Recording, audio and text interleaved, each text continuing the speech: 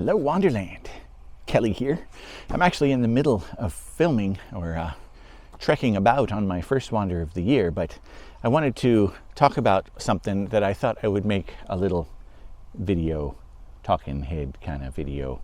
Instead of mixing it into the one I'm making today, I'll keep this one separate. So I had a comment on one of my videos where somebody noticed that I have L brackets on my camera, and they asked how that worked and if I recommended doing that. So I thought I'd talk about that a little bit because there are pros and there are cons. So in case you're unaware or unfamiliar, the main reason to have an L bracket at all is for tripod mounting. So you can mount it like this. It's Arca Swiss along the bottom. I've got a little extra clip plate on it for my Peak Design capture strap clip. So you can tripod mount it like that, Arca Swiss normally. But then if you want to go to portrait orientation, it has Arca Swiss along this edge too, so you can mount it that way on the tripod. And what that does for you is keep the center of the camera pretty much the same. So if you're mounted like this, aiming at something and you want to go to portrait, you're just flipping it basically around its center point, so you don't really have to re-aim anything. And that's handy, because if you've got, a ball head or something where it just kind of flops over to the side, it does so like around that corner, so you're messing up your alignment if it matters. And you might have to readjust your tripod, even move your tripod and get everything aligned, and it takes longer and it's kludgy. Plus, if it's kind of hanging off to the side like that, it's probably less balanced and less stable, so that's a bad thing. So that's the main reason these things exist. I don't use a tripod all that often, and I kind of want to correct that this year, hopefully. But in that case, you might be wondering, okay, so why do you have one?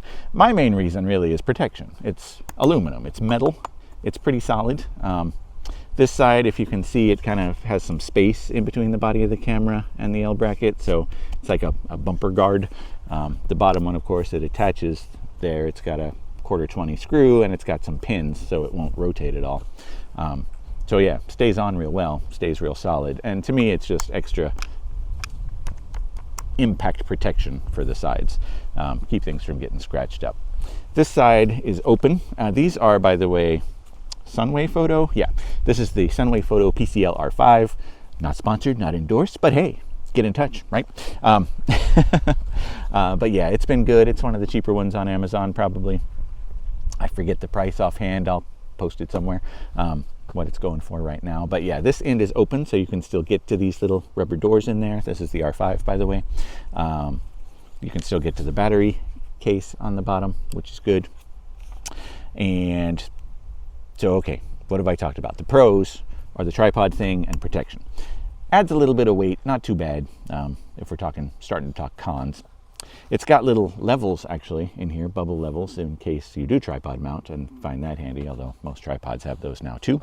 But yeah, the one big con for this, and actually before I get to that, let me talk about the R7 one as well, because I have that too, and it's also Sunwayfoto PCL R7, yes, of course. Same thing, I've got the Peak Design little thing attached to the bottom. It's still got that space between the body and the side, and you can get to the doors on that side, which is lovely.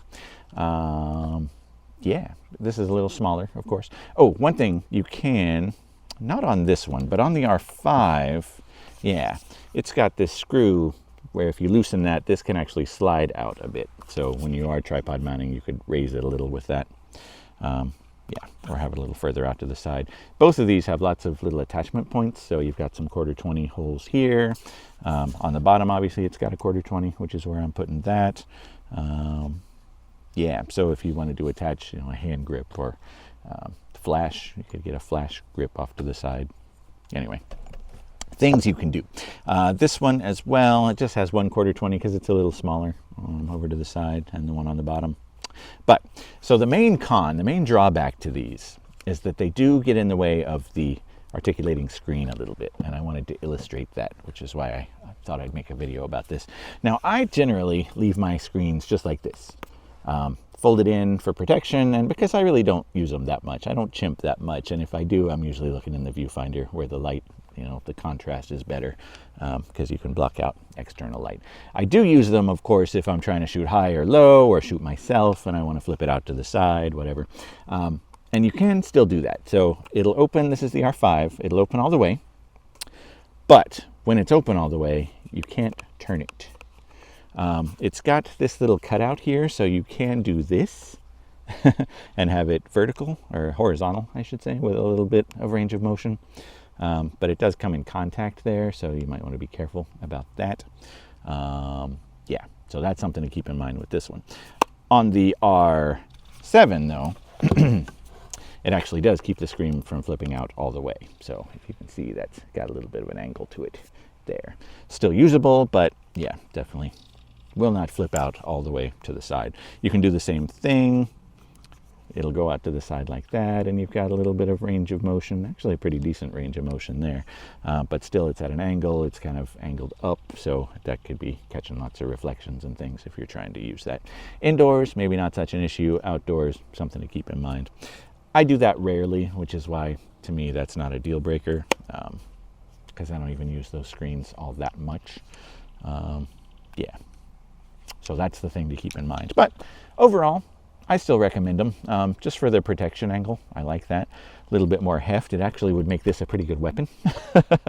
If you're getting mugged and your camera's all you've got, you could do some damage with this right here. I'm telling you what. So that's it. Those are the Sunway L brackets that I'm using for my R5 and R7. And if you've been interested in those, check them out. Cheap enough, I think. Yeah, overall, like I said, pros and cons, but I like having them. Even if you don't leave them on the camera all the time.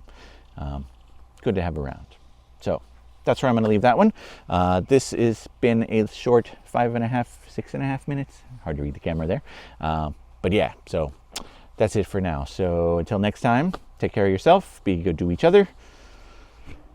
Get out in water. Later.